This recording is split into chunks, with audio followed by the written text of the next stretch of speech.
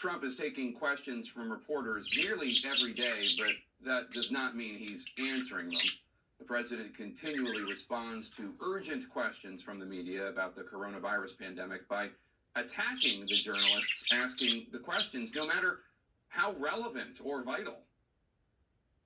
You're a third-rate reporter, and what you just said is a disgrace. Always a nasty question from CNN. You're just incapable of asking a question in a positive way.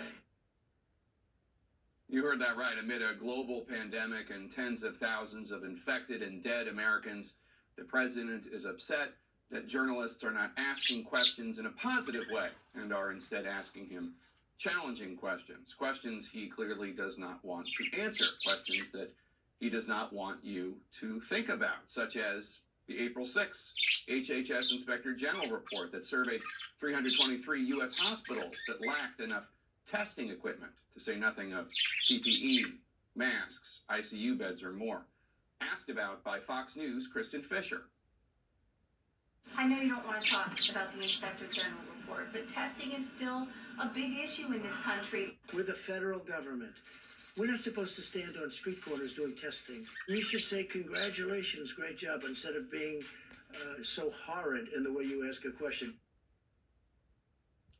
There's nothing hard about the question. Mr. President, on March 6th, you visited the CDC and you said anyone who wants a test can get a test.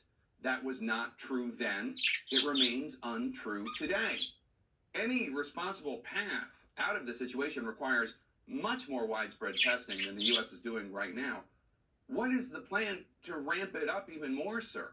How many Americans will be tested and by when? Then there's this question from CBS's Weijia Zhang. Yesterday, Jared Kushner said the notion of the federal stockpile was it's supposed to be our stockpile. It's not supposed to be state stockpiles that they then use. What did he mean by our?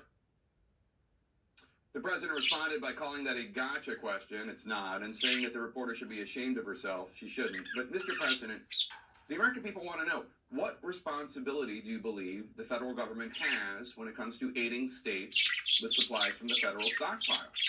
Colorado's Democratic governor said that FEMA had swooped in and grabbed ventilators that his state was trying to get, and then days later you announced that you were giving ventilators to Colorado because of the efforts of a vulnerable Republican senator from that state. What do you and Jared Kushner mean when you say our stockpile? What is the plan with the stockpile? Then there's this question from McClatchy's Francesca Chambers.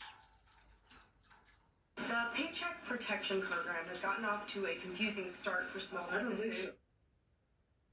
President Trump interrupted to disagree and criticize Chambers for not asking him a, quote, positive question about how the program had gotten off to a, quote, tremendous start. Look, Mr. President, everyone wants this program to work, but the fact remains there are issues with the Paycheck Protection Program. How are those kinks being fixed? What is the plan? Attacking journalists who ask questions does not make those questions go away. It only reveals that you might not have the answers. Again, sir, respectfully, what is the plan for a way out of this? Do you have one? Thanks for